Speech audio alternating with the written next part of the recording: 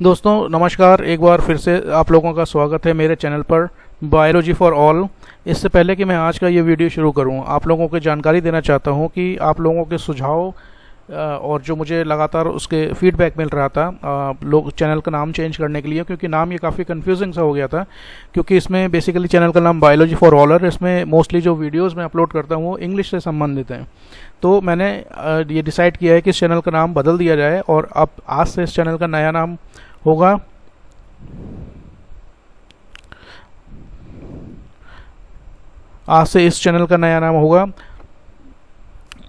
CBSE simplified. तो जैसा कि आप जानते हैं कि मैंने एक सीरीज शुरू की है जिसमें क्लास 9 से लेकर क्लास 12 तक इंग्लिश लिटरेचर की जितनी भी बुक्स हैं और उसमें जितनी भी पोएम्स हैं, उन पोएम्स का 1 बाय 1 मैं आपके लिए एक्सप्लेनेशन लेकर आऊँ, word for word explanation, line by line explanation, Hindi और इंग्लिश में दोनों में ही। तो उसी क्रम में आज मैं जो आपके लिए लेकर आया हूँ वो है फर्स्ट फ्लाइट क्लास 10th की टेक्स्ट बुक जो है उसकी एक पोएम है Amanda. This poem was written by Robin Klein, एक ऑस्ट्रेलियन पोइट हैं, एक ऑस्ट्रेलियन ऑथर हैं, उनके द्वारा ये लिखी हुई पोएम है। उस पोएम के बारे में आज हम बात करेंगे, इसको डिस्कस करेंगे। इस पोएम में इसका जो सेंट्रल थीम है, बेसिक आइडिया है, उसके बारे में बात करेंगे। साथ ही साथ इसमें जितने भी डिफ़िकल्ट वर्ड्स हैं उसको मैं आपके लिए एक्सप्लेन करूंगा, और साथ ही साथ जितनी भी पोएटिक डिवाइसेस हैं वो भी मैं आपके लिए एक्सप्लेन करूंगा, बहुत ही सरल और आसान शब्दों में, हिंदी और इंग्लिश दोनों में, ताकि जो हिंदी मीडियम के छात्र हैं वो भी इसको समझ सकें और इंग्लिश मीडियम के छात्र भी इसको आसानी से समझ सकें। तो चलिए शुरू करते हैं। First flight, a text book for class 10, a poem का नाम है एमेंडा और पोइट हैं रॉबिन क्लाइन। तो सबसे पहले पोएम पढ़ते हैं और इस पोएम का मैं आपको लाइन बाय लाइन एक्सप्लेनेशन भी साथ साथ देता चलूँगा।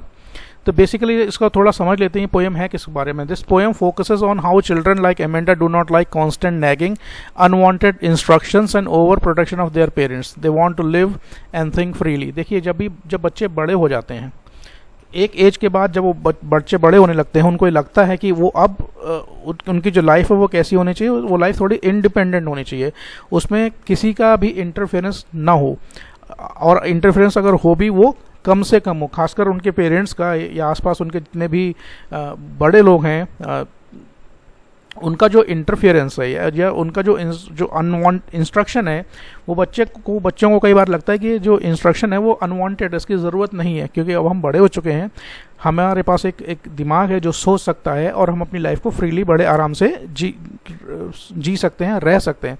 तो पेरेंट्स को भी इस बात को समझना चाहिए कि वो अब जो है कांस्टेंट नैगिंग, बच्चों को लगातार बात बात पे इंस्ट्रक्ट करना या बात बात पर उनको डांटना, उसको उन्हें बंद कर देना चाहिए। अगर पेरेंट्स के पॉइंट ऑफ व्यू की बात करें तो पेरेंट्स का पॉइंट ऑफ व्यू ये रहता है कि बच्चे चाहे जितने भी बड़े हो जाएं, वो पेरेंट्स के लिए बच्चे ही रहते हैं, और बच्चों के प्रति माँ बाप का जो स्नेह और प्यार होता है वो भले ही उनको डांटते भी हैं किसी चीज़ के लिए, तो उसमें भी कहते हैं कि बच्चों की भलाई ही छुपी हुई है। तो पेरेंट्स क्योंकि अपने बच्चों के लिए बहुत ज़्यादा केयरिंग होते हैं और बहुत ज़्यादा प्रोटेक्टिव होते हैं, वो चाहते हैं कि बच्चे जो भी काम करें वो सही करें। तो क्योंकि उन पेरेंट्स को लगता है कि बच्चों को अभी चाहे वो कितने भी बड़े हो जाएं, उनको सही और गलत में भेद कर पाना या डिफ्रेंशिएट करना थोड़ा सा बच्चों के लिए मुश्किल होता है। तो यही बेसिकली कॉन्वर्सेशन है। एक लड़की है एमेंडा, इस पोएम का जो सेंट्रल कैरेक्टर है, एक ही कैरेक्टर है वो, और उस दूसरी तरफ है उसके पेरेंट्स में या तो उसकी मदर उसको बार बार इंस्ट्रक्ट कर रही है या उसके फादर। पोएम को पढ़कर ये क्लियर नहीं होता कि दूसरे साइड पर जो कैरेक्टर वो उसकी मदर है या उसके फादर है।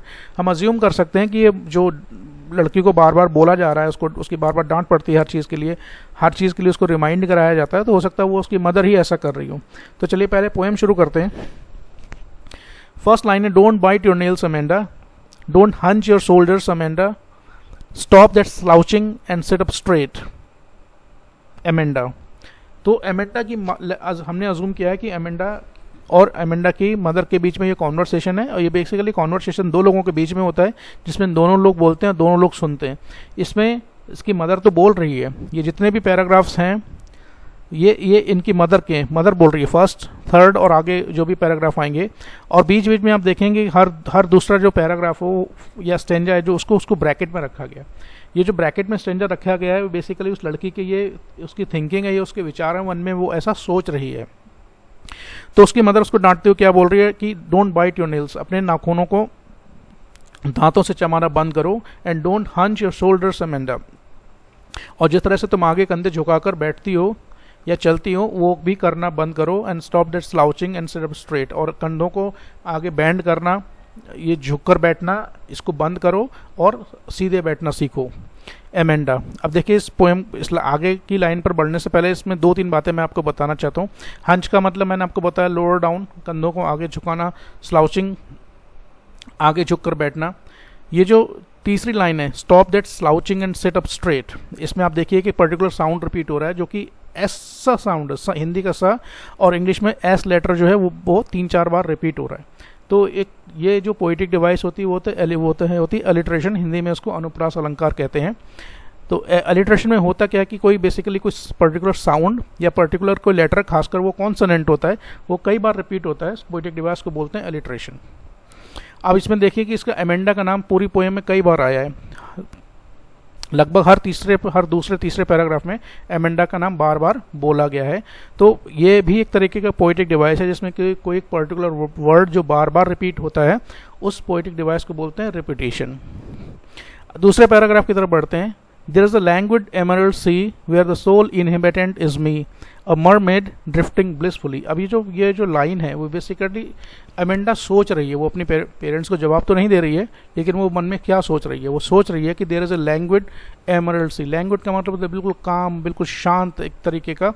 एमरल्ड कलर होता है, जैसे जो समुद्री हरा रंग होता है उसको एमरल्ड बोलते हैं। तो एक वो इमेजिन कर रही है कि एक समुद्र है जिसका रंग कैसा है, हरा रंग है, और वो बिल्कुल शांत है, बिल्कुल ट्रैंक्विल है, उसमें कोई भी किसी तरीके का कोई हलचल नहीं है, बिल्कुल शांत समुद्र है।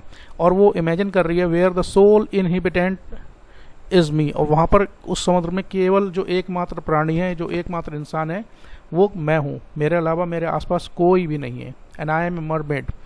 मरमेड को हिंदी में बोलते हैं मत्स्य कन्या। तो वो इमेजिन कर रही है कि मैं एक मरमेड हूँ, एंड ड्रिफ्टिंग ब्लिसफुली। ड्रिफ्ट का मतलब होता है पानी के बहाव के साथ बहना, और ब्लिसफुली का मतलब होता है हैप्पीली। तो वो इमेजिन कर रही है कि एक समुद्र है जो पूरी तरीके से बिल्कुल शांत है, और समुद्र का रंग कैसा है, समुद्र का जो हरा रंग होता है वैसा है, और उस समुद्र में मेरे आसपास कोई भी नहीं है। उस पूरे समुद्र में मैं अकेली हूँ, मैं एक मरमेड हूँ, और मैं उसमें आनंदपूर्वक बड़े हैप्पी मूड में ड्रिफ्ट कर रही हूँ, इधर उधर स्विमिंग कर रही हूँ। तो ये जो पैराग्राफ है ये बेसिकली अमेंडा के थॉट्स हैं, वो सोच रही है, और इस पैराग्राफ को ब्रैकेट में रखा गया है। इस पोएटिक डिवाइस को हम बोलते हैं पैरेंथेसिस। इसके बारे में आप गूगल में सर्च करके थोड़ा सा और जानकारी ले सकते हैं। तीसरे स्टेंजा की तरफ बढ़ते हैं। Did you finish your homework Amanda, question mark. Did you tidy your room Amanda, again question mark. I thought I told you to clean your shoes Amanda. अब उसकी माँ उसको चिल्लाते हुए बोलती है, डांटते हुए बोल रही है कि देखो मैंने तुमसे कहा था कि अपना होमवर्क टाइम से पूरा कर लो, क्या तुमने अपना होमवर्क पूरा कर लिया है? Did you tidy your room Amanda, क्या तुमने अपना रूम को साफ कर लिया पूरी तरीके से? पेरेंट्स चाहते हैं कि बच्चे जब बड़े हो रहे हैं तो वो अपने काम को खुद भी करना सीखें, और उनको जो बताया जा रहा है वो उस काम को सही तरीके से करना सीखें। I thought I told you to clean your shoes, मुझे ऐसा लगता है कि मैंने तुमसे आज कहा था कि अपने शूज़ को साफ कर लो। तो ये तीनों जो काम है, होमवर्क का काम है, रूम को क्लीन करना है, और शूज़ को पॉलिश करके साफ करना है, ये तीनों काम क्या तुमने आज ख़त्म कर लिए हैं? अब अमेंडा उस बात का भी कोई आंसर नहीं देती है, वो फिर से सोच रही है। She goes into her thoughts and she says, वो क्या कह रही है? I am an orphan roaming the street, I pattern my soft dust with my hushed bare feet, the silence is golden and the freedom is sweet. वो कह रहे हैं मुझे ऐसा लगता है कि मैं ऑर्फन हूँ। ऑर्फन उसको कहते हैं बच्चे को जिसके माँ बाप नहीं होते। तो कह रहे हैं कि मुझे ऐसा लगता है कि मैं ऑर्फन हूँ, कि मैं एक अनाथ लड़की हूँ। And roaming in the street, मैं उस गलियों में, सड़कों में बिना किसी काम के आराम से घूम रही हूँ इधर से उधर। And I pattern my shoes soft dust with my harsh bare feet. Harsh का मतलब होता है साइलेंट, और वो कह रही है कि मुझे ऐसा लगता है कि मैं नंगे पैर किसी ज़मीन पर चल रही हूँ, और अपने नंगे पैरों से उस ज़मीन पर, जो धूल भरा ज़मीन है, उस पर अपने पैरों के इम्प्रेशन, जिसको फुटप्रिंट बोलते हैं, वो मैं बनाती हुई चल रही हूँ।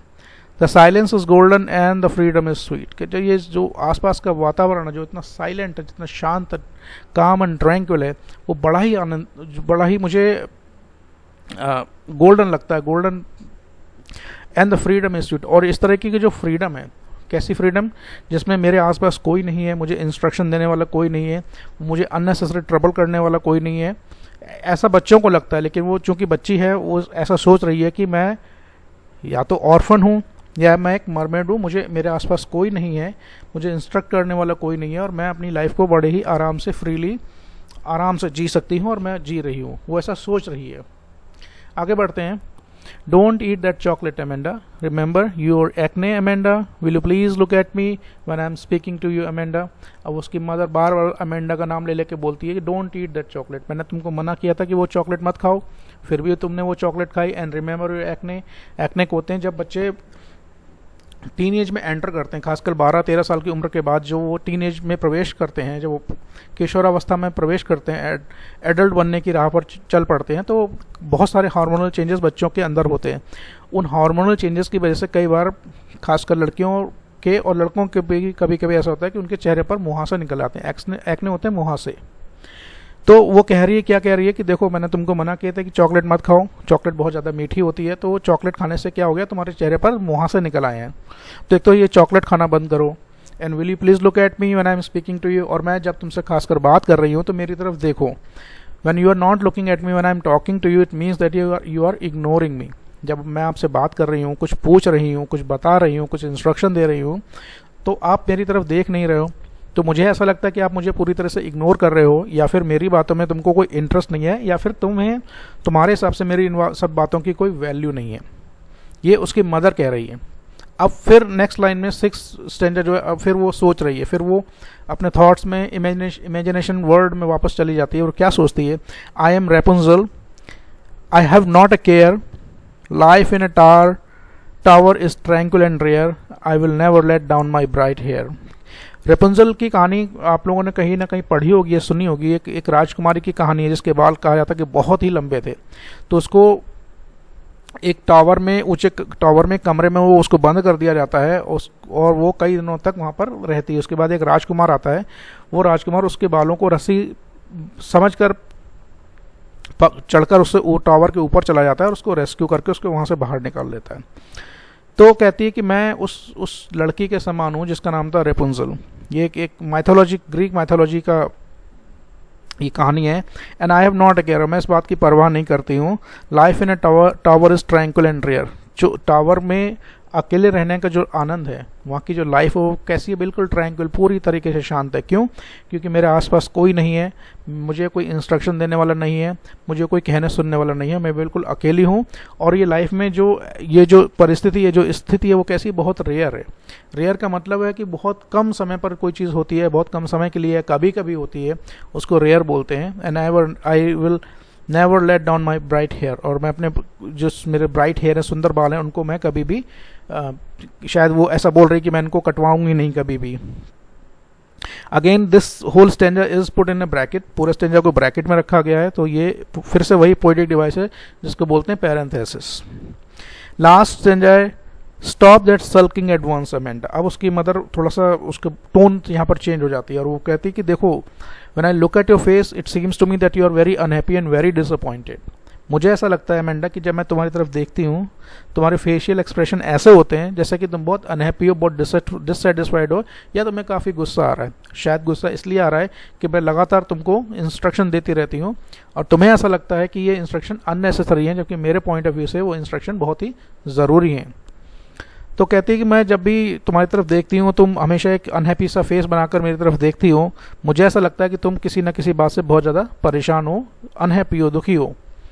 You are always so moody Amanda. उसकी मदर कहती है मुझे ऐसा लगता है कि तुम बहुत ही मूडी हो, तुम कब क्या सोचती हो, कब क्या करती हो, ये प्रेडिक्ट करना बहुत ही मुश्किल है। मूडी लोग वो लोग होते हैं जिनके स्वभाव और उनकी हैबिट के बारे में हम प्रेडिक्ट नहीं कर सकते कि वो किस सिचुएशन में कैसा बिहेव करेंगे, वो कुछ भी कैसा भी बिहेव कर सकते हैं। तो उसकी मदर बोलती है कि भाई मुझे ऐसा लगता है तुम बहुत ही मूडी लड़की हो गई हो। Anyone would think that I nagged at you, और तुम्हें देखकर किसी को भी ऐसा लगेगा कि मैं तुमको अननेसेसरी परेशान करती हूँ, अननेसेसरी इंस्ट्रक्शन देती रहती हूँ, या तुम्हें बहुत ज़्यादा कंट्रोल करने की कोशिश करती हूँ। तो लोगों को ऐसा लगता है। तो मैं चाहती हूँ कि इन जो बिहेवियर है जो आपका, उन सबको आप चेंज करो, उनको बदलो। ये तो रहा जो पेरेंट्स का पॉइंट ऑफ व्यू और वो लड़की क्या सोचती है। और दैट एमेंडा जो कैरेक्टर है वो बेसिकली उन सभी चिल्ड्रन, उन्हीं सभी बच्चों को रिप्रेजेंट करता है जो खासकर उस एज ग्रुप में आते हैं जब उनको बच्चों को ऐसा लगता है कि वो बड़े हो गए हैं, और पेरेंट्स का जो इंटरफियरेंस है वो थोड़ा सा लिमिटेड होना चाहिए। हर बात पर, बिना बात पर, सुबह शाम हमेशा उनको डांटते नहीं रहना चाहिए। बच्चों का पॉइंट ऑफ व्यू ये होता है। तो चलिए हम इसकी समरी पढ़ लेते हैं। This poem was written by Robin Klein an Australian author, एक ऑस्ट्रेलियन ऑथर थे रॉबिन क्लाइन, उनके द्वारा ये लिखी हुई पोएम है। The poem Amanda focuses on how children like Amanda do not like constant nagging, unwanted instructions and over protection of their parents. जैसा कि मैंने बताया, एमेंडा उन सभी बच्चों को रिप्रेजेंट करती है जो कि अब धीरे धीरे बड़े हो रहे हैं। वो बच्चों की जो टेंडेंसी हो जाती है, वो उनको ये चीज़ पसंद नहीं आती कि उनके पेरेंट्स लगातार उनको परेशान करते रहें, उनको छेड़ते रहें हमेशा, या कुछ ना कुछ उनको बोलते रहें, ज़बरदस्ती बिना मतलब के उनको इंस्ट्रक्शन देते रहें, या फिर अपने बच्चों के प्रति वो ओवर प्रोटेक्टिव हो, ज़रूरत से ज़्यादा प्रोटेक्टिव नेचर कई बार पेरेंट्स का हो जाता है। तो बच्चे इसकी चीज़ को पसंद नहीं करते। क्यों नहीं पसंद करते? Because they want to live and think freely, क्योंकि उनको लगता है कि वो बड़े हो गए हैं, उनका ब्रेन अब चीज़ों को समझ सकता है, अच्छे और बुरे में डिफ्रेंशिएट कर सकता है, भेद कर सकता है, और अपने लिए अपनी लाइफ को फ्रीली और आराम से जी सकता है। तो पेरेंट्स को इतना चिंता करने की या इंटरफेरेंस की ज़रूरत नहीं है। This poem is a story about a young girl, Amanda, who is constantly controlled and instructed by her mother. तो ये कहानी, जैसा कि मैंने बताया, एक यंग लड़की है एमेंडा, वो उस लड़की की कहानी है जो उसकी मदर, हम इमेजिन कर सकते हैं कि वो उसकी मदर ही है शायद दूसरे एंड पर, जो कि उसको हमेशा कंट्रोल करने की कोशिश करती है। And she is lost in her own world of imagination and fantasy. She wants to live alone in an emerald sea like a mermaid. वो लड़की अपनी ही दुनिया में खोई हुई है। बचपन की जो दुनिया होती है, it is full of imagination, उसमें सिर्फ कोरी कल्पनाएं होती हैं और फैंटेसी होती है, केवल परियों की कहानियाँ जैसे। तो वो लड़की चाहती है कि वो इन सब चीज़ों से दूर रहे, और वो अपने आप को इमेजिन करती है कि वो एक मरमेड है, जो कि एक एमरल्ड कलर का जो समुद्र है बिल्कुल शांत है, उसमें वो अकेली रह रही है।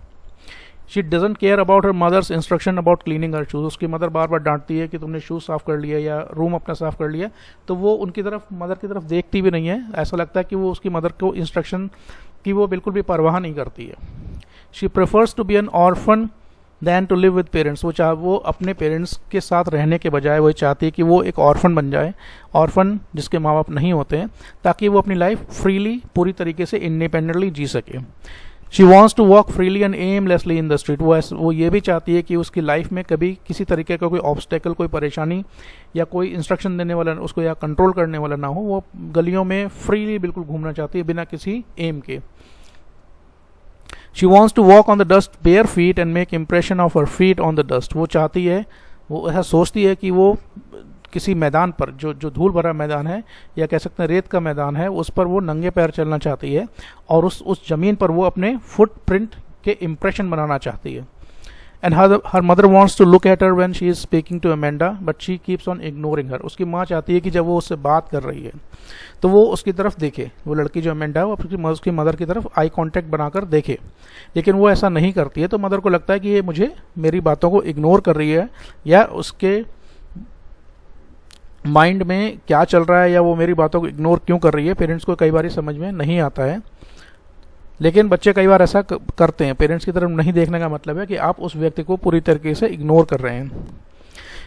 But her mother keeps on reminding her what to do and what not to do. As a parent, जैसा कि मैंने बताया, वो अपने बच्चों के प्रति बहुत ही प्रोटेक्टिव होते हैं, बहुत ही केयरिंग होते हैं, और उनको ऐसा लगता है कि बच्चे जो काम कर रहे हैं वो सही है या नहीं सही है। बच्चे कई बार इसमें डिफ्रेंशिएट नहीं कर पाते हैं। तो पेरेंट्स की ये ड्यूटी बनती है कि वो अपने बच्चों को बताएं कि कौन सा काम सही है और कौन सा काम गलत है, और यही रीज़न है कि वो अपने बच्चों को लगातार इंस्ट्रक्शंस देते रहते हैं।